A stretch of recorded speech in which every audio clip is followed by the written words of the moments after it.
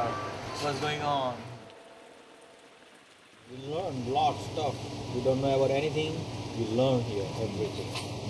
When we start here first, we don't know how to run the electronic register. We learn everything by ourselves. Same thing, we don't know how to start the computer. We learn. Well, challenge come and you have to learn. The story of immigrants leaving their countries and moving to another place for a better life is one that is very common in the United States of America. You come with a zero, nothing. You have to first make your identity. You have to build up your credits, identity. You don't know about anything, you have to be start. But you have to be still, you really need a faith and a life. You're going to be stay in a good life. Once you get it that point, that's it. You just keep faith and work hard. Although it has been a huge debate and still is, some researchers believe that the first immigrants to come to America date back to 20,000 years ago.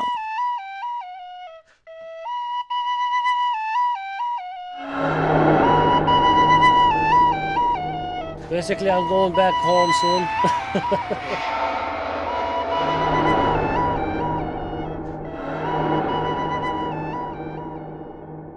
They also called a lot of the redneck 401k. It is. Even back then, the sole purpose for immigrants to come to America was for something greater. I wish she was my grandma. I know, huh? Thanks, sir. Yeah. It was the promised land, the American dream. Actually, it was a dream. It's a dream for everyone to come to America. It was hard to come. When I go back, it's going to be hard for me to go back. Because they treat you like different. Especially because I'm from different country, from different culture. They're looking at you like you're a stranger all the time. You're going to do something bad. This is not the fact.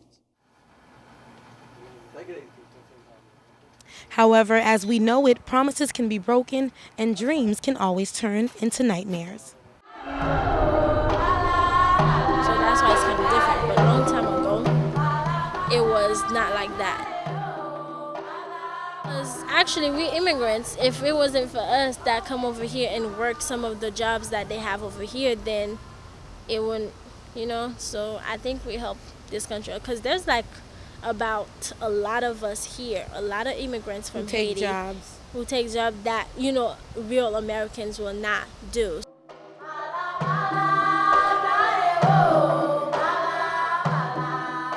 This is Bianca. She is a 21-year-old immigrant from Haiti. As she works to support herself and her brother, she also tries to balance out nursing school. And she says her education journey in America has been a battle in itself.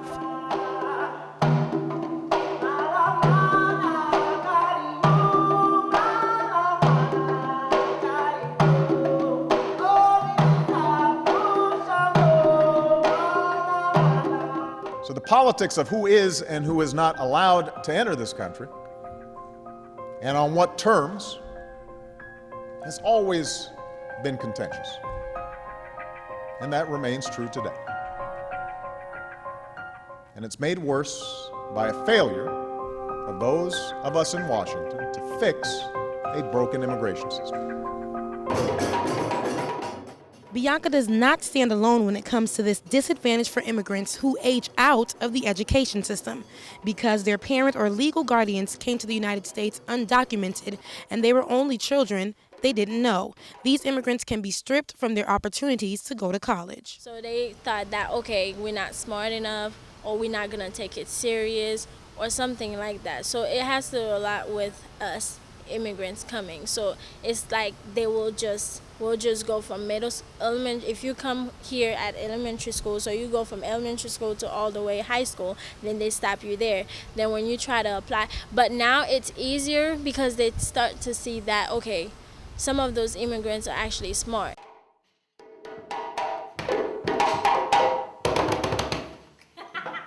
That'll be $10. Of course, the tensions around immigration are not new. On the one hand, we've always defined ourselves as a nation of immigrants. a nation that welcomes those willing to embrace America's precepts. Indeed, it is this constant flow of immigrants that help to make America what it is. Obama mentions this in a speech where he is pushing for immigration reform. He calls it the Dream Act. Immigrants have always helped to build and defend this country. And that being an American is not a matter of blood or birth, it's a matter of faith. It's a matter of fidelity to the shared values that we all hold so dear. That's what makes us unique. That's what makes us strong. Anybody can help us write the next great chapter in our history.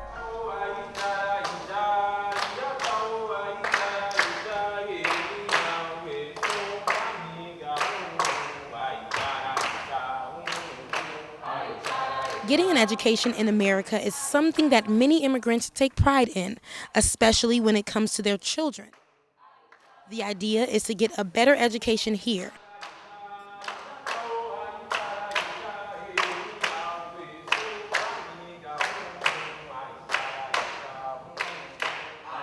Bianca, however, says that the education system is far from better the way it's promoted by unknowing people in Haiti. Well, at first I believe that it was kind of better than Haiti, but at the same time, I mean, because of what people said, like my parents and other people that was here that I know, they said that, you know, it's a better life here. So and because of what they thought? Yeah, because of what they thought. But when they actually got here, and it's really, there is a difference. And the one in Haiti is, the education in Haiti is pretty much better than when I came here. So I kind of seen the difference. According to her, the education level outside of America is the best and even more intense. It's really good because we actually learning advanced stuff, like compared to when I first came here, and it's totally different than what it was in Haiti. So, for example, I came here when I was in 7th grade, and the stuff that I was doing here, I learned it already when I was in Haiti. So it was kind of like pretty much advanced, more advanced in Haiti, and a lot more studying, lot more reading, homework, and you just gotta be really focused. And the education there, it's really intense. Learning the English language was one hurdle within her education struggle that she had to jump. Aside from getting tormented for not knowing the language, Bianca made it her duty to speak English. Well, actually, when I came here, my first day of school, like I say, 7th grade, and then so people were kind of like making fun. You know, you don't know the language yet, so you kind of like lost. You don't know what to say to people. You can't make no friends because you don't speak the language. But at the same time, I learned some words, so I knew just a little bit, just a few English, but not really. So it was kind of like they pick on you about, you know, oh, you have an accent, oh, you don't speak English, and you don't know what they're saying about you.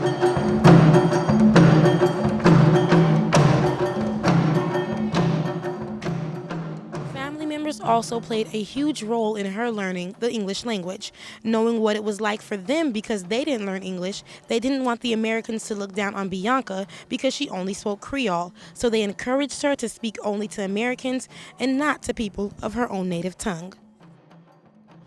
My uncle would say, my aunt would say, oh, don't speak with those Haitians because you already know Creoles. Try to make some American friends so you can practice your English. So I try to do that, but it's not easy. Again, she was stopped by the American education system in her process for learning English. They put her in English for other language speakers classes, also known as ESOL.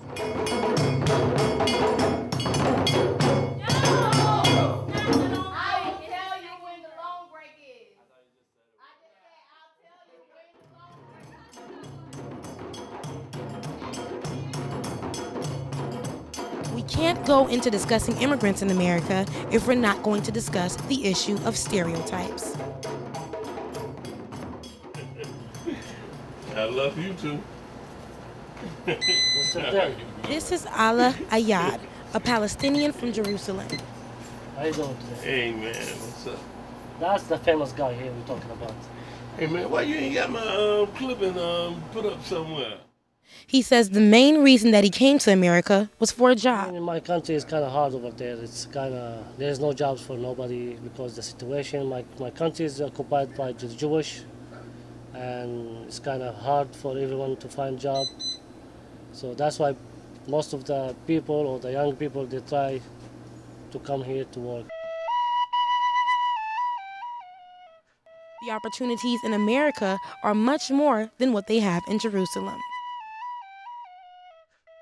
It was very hard because you have to build customers, have to build reputation, you have to do all kind of stuff, you know.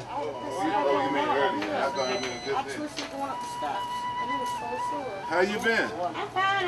I've been with the state for 7 years now. Oh, wow. However, he and his family already face difficulty trying to get jobs because of their ethnicity and heavy accents.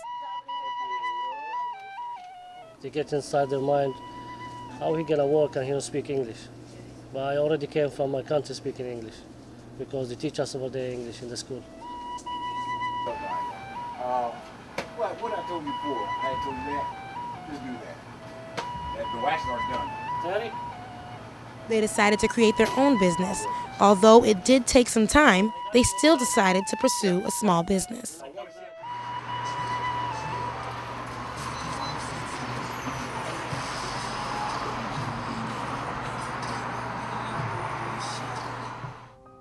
So this steady stream of hardworking and talented people has made America the engine of the global economy and a beacon of hope around the world.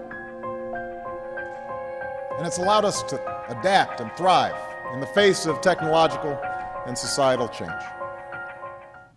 To this day, America reaps incredible economic rewards because we remain a magnet for the best and brightest from across the globe.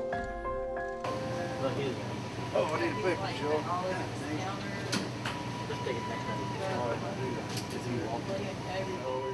Trushar Patel and his family are owners of 3 local convenience stores in Tallahassee, Florida. People, customers to see the price, you know.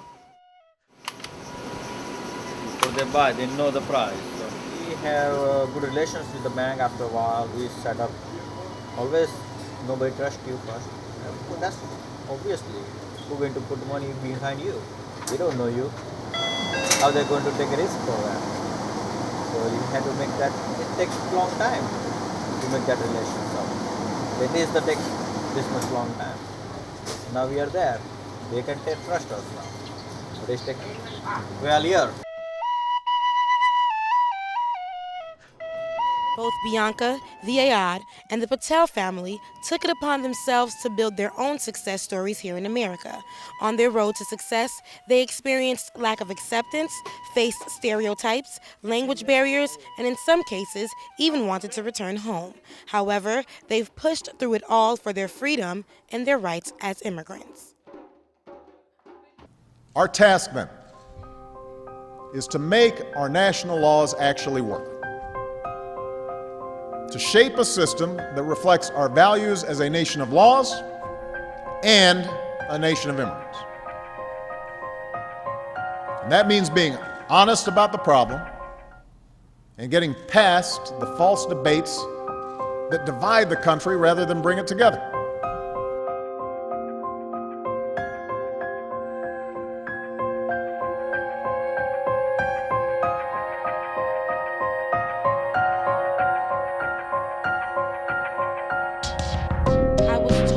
This was a free country. I was told I would be accepted. I was told I could get an education. Lies America told me.